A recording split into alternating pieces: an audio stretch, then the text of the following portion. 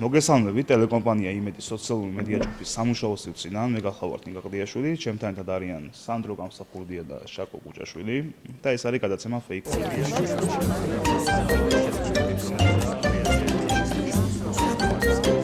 არა, ჩაკეტვით ჩამკეტეს უკვე.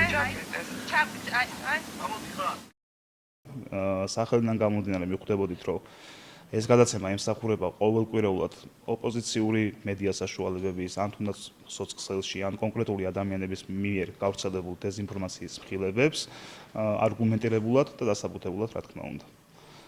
მოგესალმებით, მეგობრებო. წარმატებას გისურვებთ პირველ რიგში ამ წამოწყებაში და დარწმუნებული ვარ, რომ ძალიან მაგრად გავართმევთ ამ საქმეს თავს. ნამდვილად და იმაშიც დარწმუნებული ვარ, რომ არ მოგვაკლდება ინფორმაცია, რომელიც უნდა განვიხილოთ ხოლმე ამ გადაცემაში. არც ფეიკები, სავარაუდოდ მათ მიერ დაგროვებული.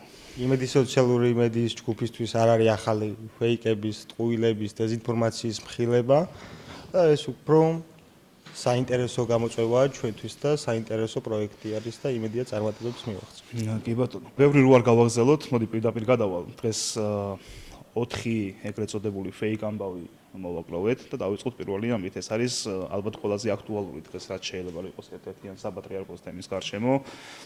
ეს არის მთავარი არხის, არხი აღარ არის, რაც არის მთავარის მიერ გავრცელებული ქარდი.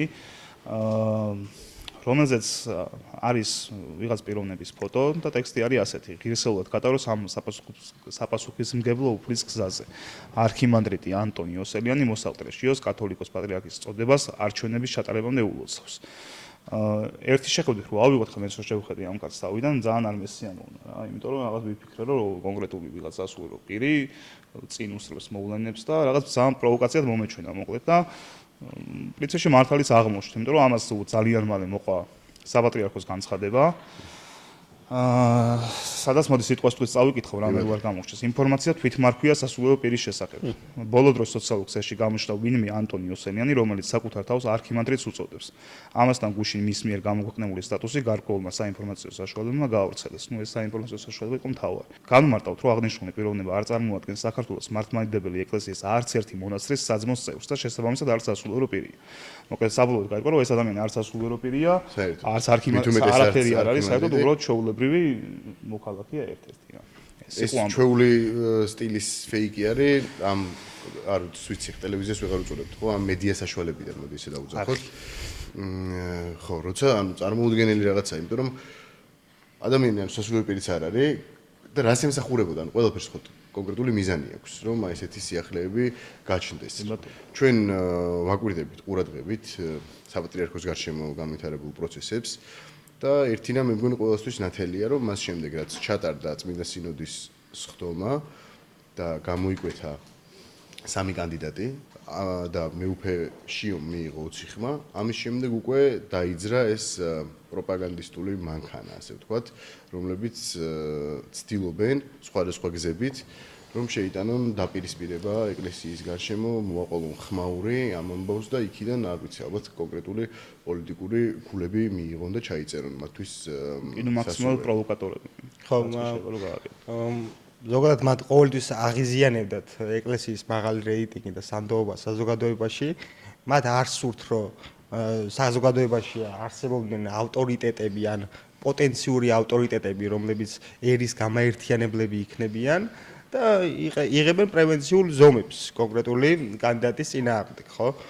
და რასაკეთებდნენ ისინი პატრიარქის წინააღმდეგ, ეს ყველა კარგად იცის, უწმინდესი პატრიარქის წინააღმდეგ და დღესაც დარაზმულები არიან და კონკრეტული კანდიდატის გაშავების ოპერაციას ახორციელებენ სხვადასხვა მედია საშუალებებით.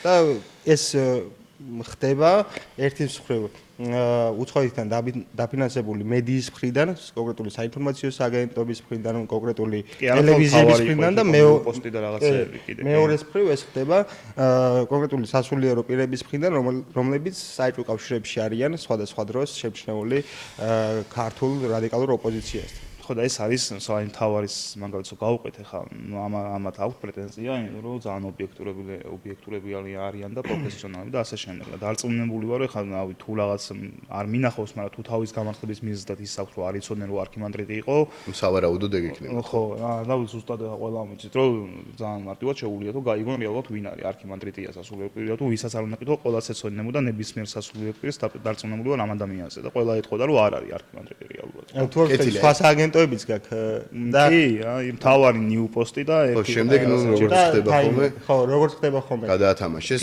აბსოლუტურად მედია საშუალებით. იმის გარეშე, გადამოწმების გარეშე გაიტანეს ერთ და იგივე სადავოები და ჰედლაინები. ეს არის ნიუპოსტი, არის EDP-სთან დაკავშირებული.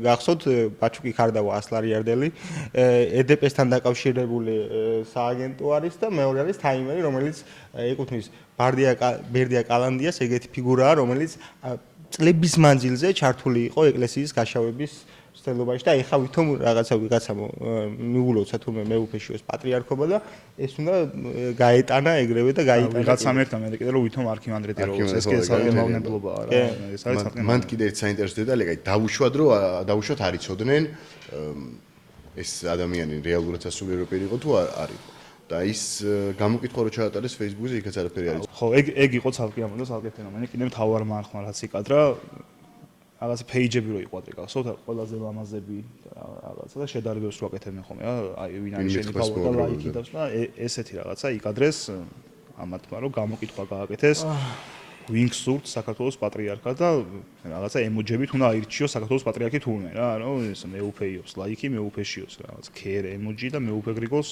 გული მოკლედ ნუ არის სასწაული რაღაცა რა ესეთი რაღაცა მართლა არ მინახავს რომ საპატრიარქოს ხო ხვდები რამდენად მნიშვნელოვანი რაღაცა ეხა საქართველოს ეს ამბავი და თავარ მარხმა გადაწყვეტა რომ Facebook-ზე ლაიქების საშუალებით უნდა გაარკვიოს საზოგადოებრივი აზრის კვლევა შემოგთავაზეს Facebook-ზე ემოჯებთან ძალიან საინტერესო ერთ-ერთი ეს არის რელიგიური გზნობების პირდაპირ შეურაცხყოფა იმიტომ რომ ქრისტიანი მართლმადიდებლის აზრით პატრიარქს გამოარჩევს ღვთის ნება ხო და აი ესენი ატარებენ რაღაცა სოციალურ გამოკითხვას პატრიარქის შესახებ თუ ვინ იქნება საქართველოს მომდევნო პატრიარქი. აი სრული მარაზმია რა.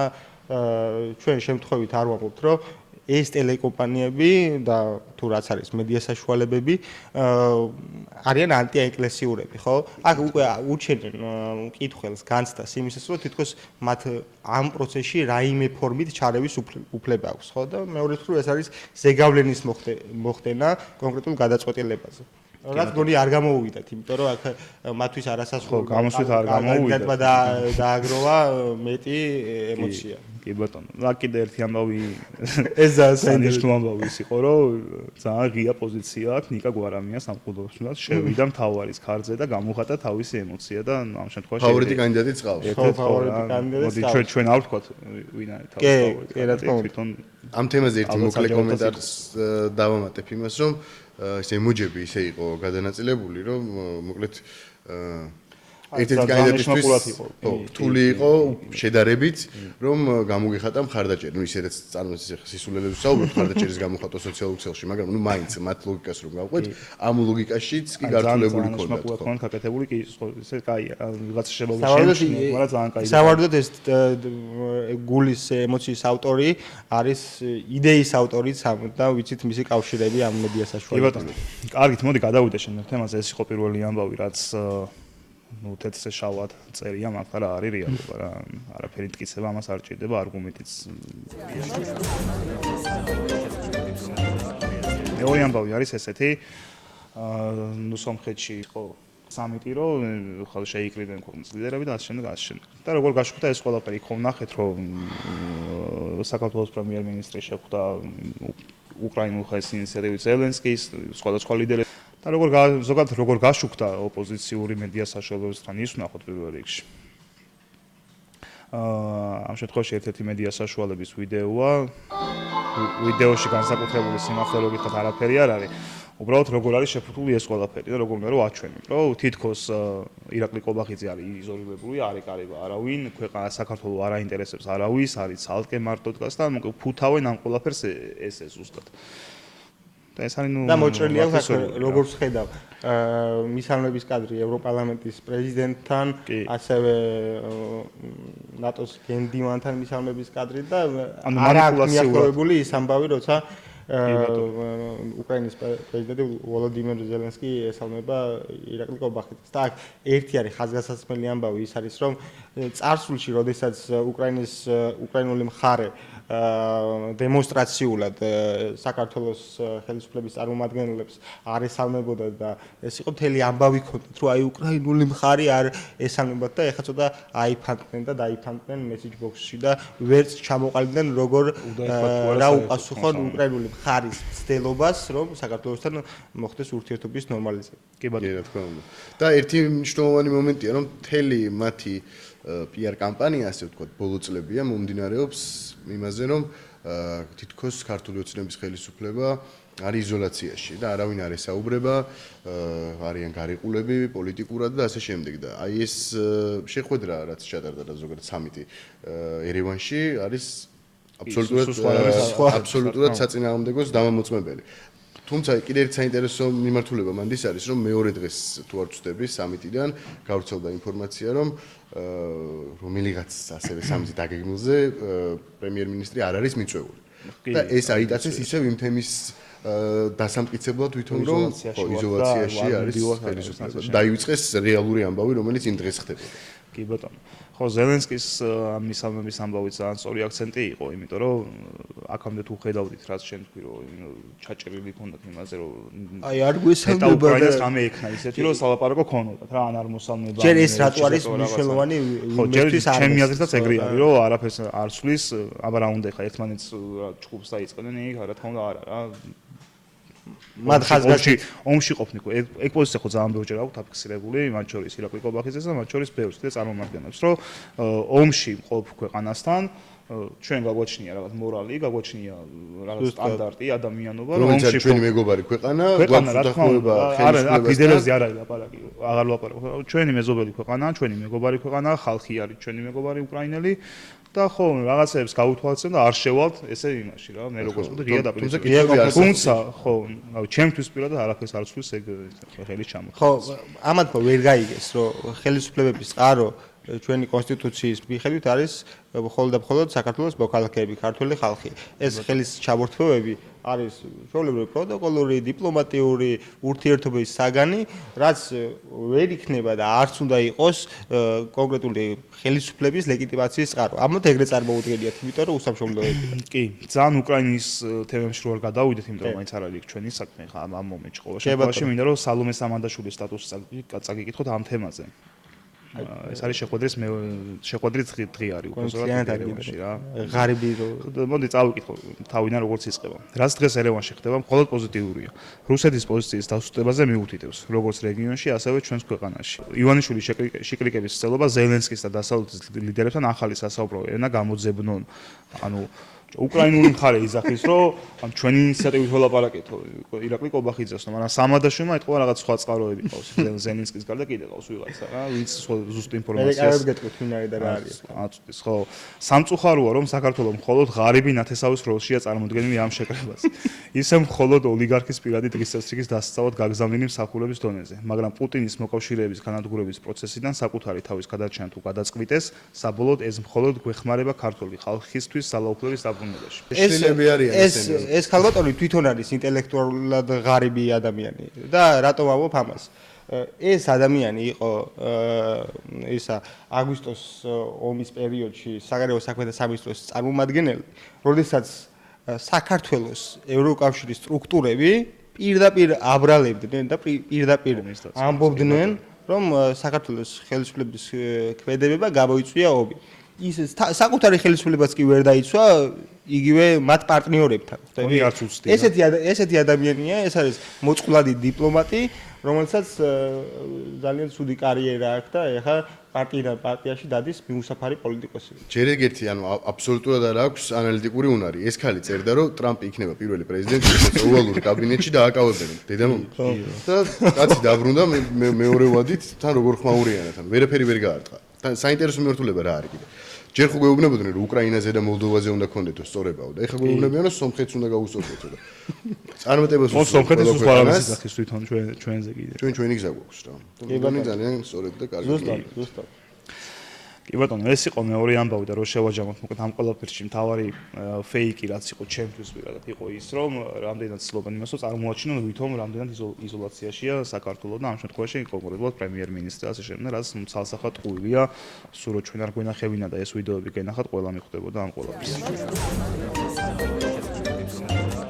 შემდეგი ამბავი ძალიან საინტერესოა, ტელე-პირველს ეხება სხვათა შორის.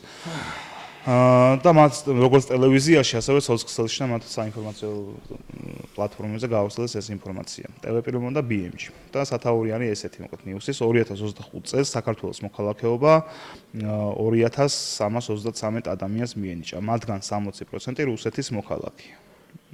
ხო მოკლედ რა აქვთ გამოტანილი და ისი შექმნა უნდათ, ხო, რომ ვითომ საქართველოში 2333 რუსი ჩამოვიდა, ეროვნებით რუსი. 60% მივეცეთ. რაც გამოდის დაახლოებით რა, 1000 რაღაცა გამოდის მოკლედ. კი ბატონო, 1500-მდე, ცოტა ნაკლები.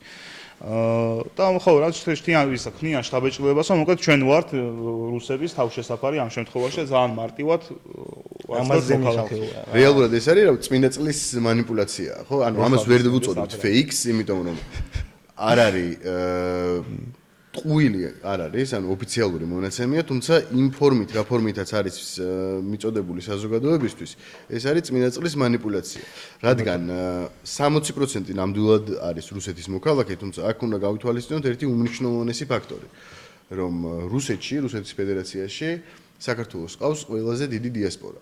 ანუ დაახლოებით არაოფიციალური მონაცემებით 400,000-დან მილიონამდე ქართველი ცხოვრობს რუსეთში. შესაბამისად, ამ ადამიანების აბსოლუტური უმრავლესობა, ძალიან დიდი პროცენტული მაჩვენებელი არიან ეთნიკურად ქართველები ან წარსულში საქართველოს მოქალაქეები, რომლებსაც გარკვეული მიზეზების გამო შეუჩერდათ მოქალაქეობა, თქვა და ქონდათ რუსეთის მოქალაქეობა და ახლა მოუნდათ ისევ, რომ თავისი სამშობლოს მოქალაქეები იყვნენ და გახდნენ და რა არის ამაში პრობლემა მე ვერ ხვდები.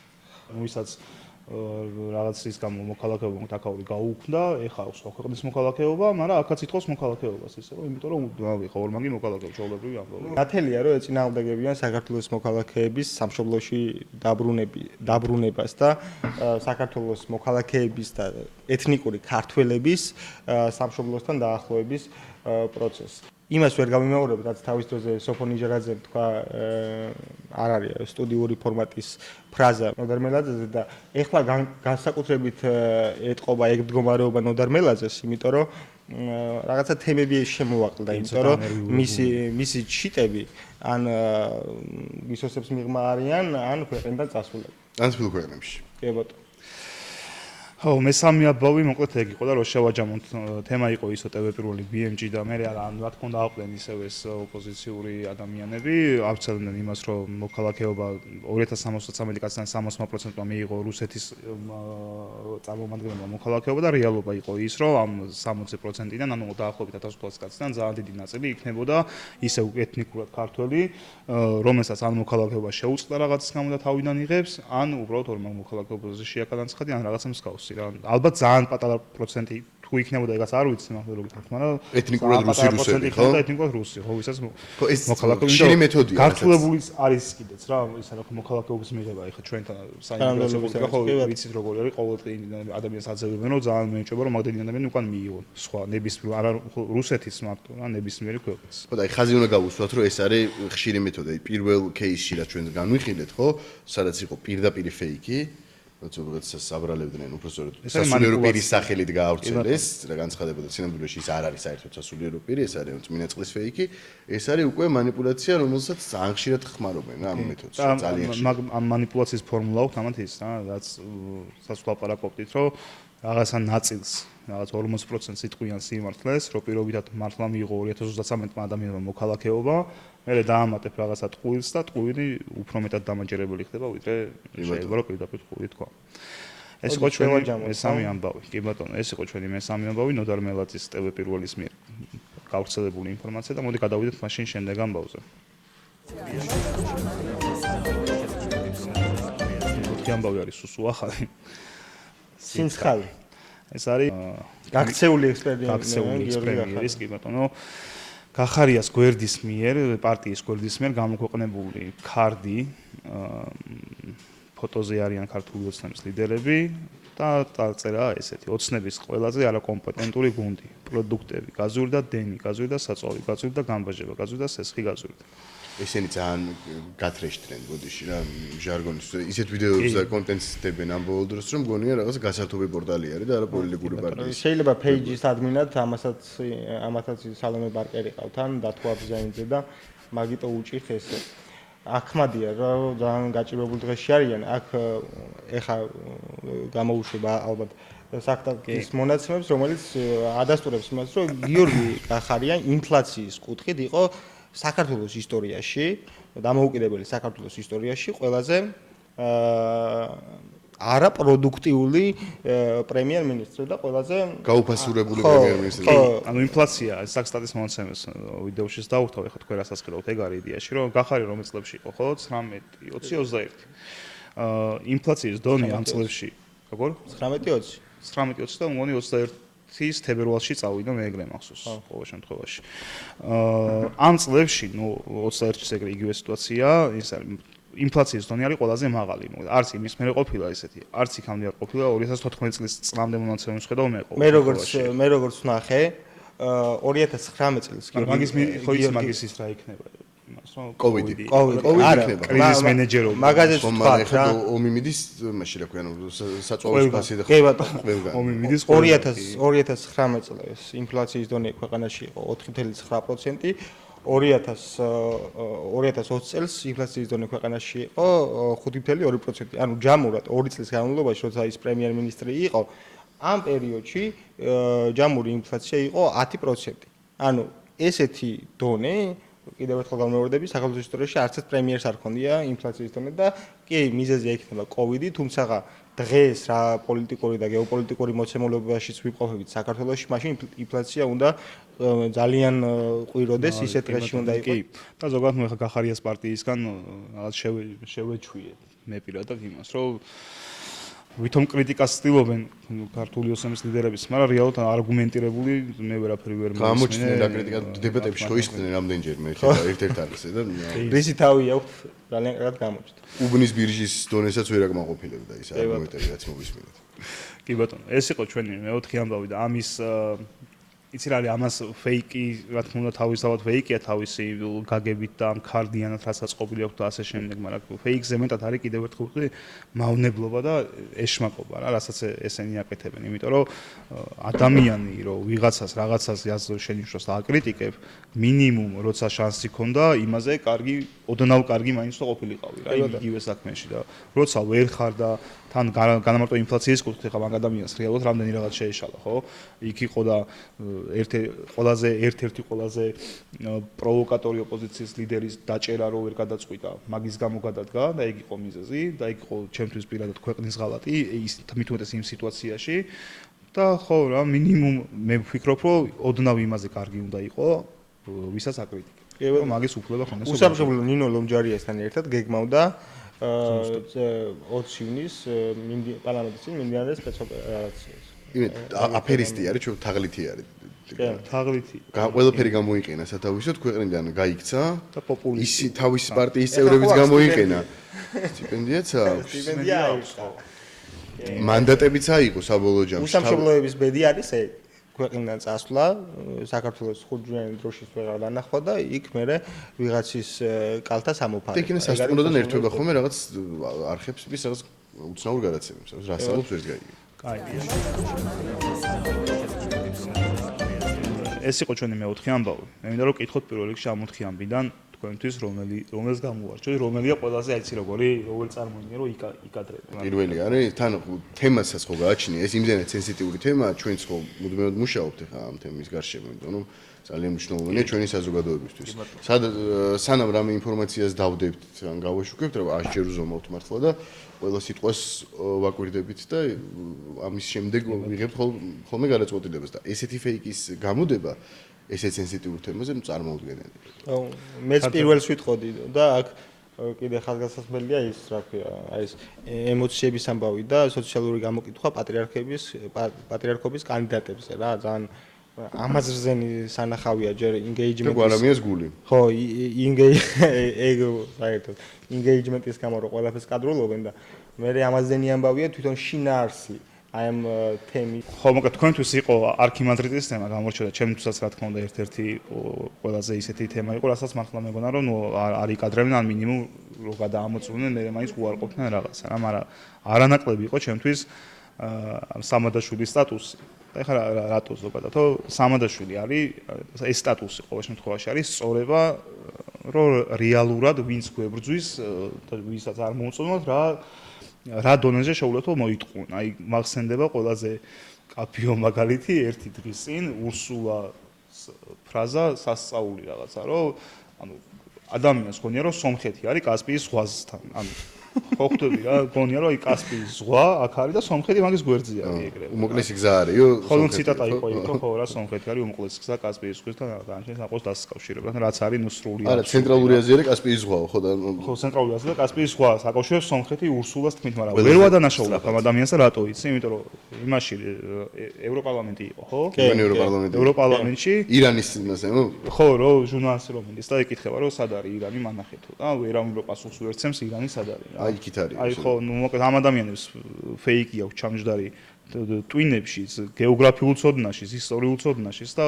ყველაფრის მიმართ თავარი არის რომ მგონია რომ უკვე გამჯდარიობთ უნდა მოიტყუონ და ისე არ შეუძლიათ რა. იმიტომ რომ ძალიან არ მინდა დავიჯერო რომ იმან რა ხდება ურსულა ფონ დერ ლაიენმა მართლა არის ის რომ კასპიის ზღვა და ცენტრალური აზია და სომხეთი მე მგონი ჯერჯერობით არ არის ყოველ შემთხვევაში. ეს არის საქართველოს ძალიან სამწუხარო თუ არის. არც სალომე სამადაშვილმა არ იცის და ურსულა მეთიკეს რა. შეგვი ჩვენ ვიცით ჩვენ ხო უფრო მეტი ვიცით. ანუ ხო გამოჩნდა რომ ჩვენ ერმა რა ამ შემთხვევაში აულაპარაკობ როგორც ურსულაზე ბევრად პრემიერ-მინისტრმა ერმაც მეტი ვიცით ვიდრე შეიძლება იცოდეს ურსულა ფონ დერ ლაიენი მაგრამ რომელსაც ამხნად ამდობა უჭერს ანუ სირცხვილია მართლა ძალიან ეს არის საქართველოს იგნორირების მცდელობა და საერთოდ სხვანაირად ხედავენ ეგენი პოლიტიკურ რუკას ერთი ამ პერსონაჟზე მინდა რომ გამომოხილო ყურადღება ფონ დერ ლაიენზე ეს ადამიანი იყო გერმანიის თავდაცვის მინისტრი როდესაც ჩვენი გმირი ბიჭები ჩვენმა გმირმა ბიჭებმა იქ ავღანეთში გერმანელი დიპლომატები გადაარჩინეს და ეს ადამიანი ჩამოვიდა შემდეგ საქართველოში და პირობადადო რომ ჩვენ ამას საქართველოს არასდროს არ დაუვიწყებთო და ასე არ გვივიწყებს ეს ადამიანი ამას და მეხსიერებას მოკლებულია და ნუ ძალიან რთულია რომ ის რაც ჩვენი გეოპოლიტიკური არჩევანია და ჩვენი მისწრაფება ესეთი ადამიანები დღეს წარმოადგენენ ევროპულ სტრუქტურებს. ეს არის ძალიან ცუდი ამბავი ჩვენთვის და იმედია ეს მოცემულობა ევროპისთვისაც ცუდი ამბავია. ხო, ევროპისთვისაც ცუდი ამბავია და მაგათ დობის რეიტინგებში კარგად ჩანს ევროპული საზოგადოების დობა როგორია მათ მიმართ და იმედია ეს ვითარება მალე შეიცვლება და არსებული სირთულეებიც მოგვარდება. კი ბატონო, მოკლედ ეს იყო დღევანდელი 4 ამბავი, რომელიც მოვიძიეთ და მოვიტანეთ თქვენამდე, არქიმანდრიტის თემა, სომხეთში შეხვედრა ტელეპირუეს და BMG-ს მიერ გავრცელებული დეზინფორმაცია მოქალაქეების შესახებ და ბოლოს გაქცეული ექს-პრემიერის ქარდი, ასე რომ ვთქვათ. დიდი მადლობა ყურადღებისთვის. ერთ კვირაში ზუსტად ერთ კვირაში დაგიბრუნდებით. ახალი ფეიქ ინფორმაციებით, რომელსაც გაავრცელებენ ოპოზიციური მედია საშუალებები, სოციალურ ტელევიზიებში და თუნდაც ოპოზიციურად განწყობილი ადამიანები. და ხო, გავაგზავნოთ ამ საქმის კეთებას და დარწმუნებული ვარ, რომ არ მოგვაკლდება მასალა სამწუხაროდ ისევ და ისევ. იმიტომ რომ რაც უფრო ნაკლებს მოიტყუება ზოგადად ოპოზიცია და ზოგადად რაც უფრო ნაკლები ტყუილი იქნება, ყველასთვის კარგი იქნება და ქვეყნისთვის პირველ რიგში. მადლობა. მადლობა. მადლობა გემშვიდობა.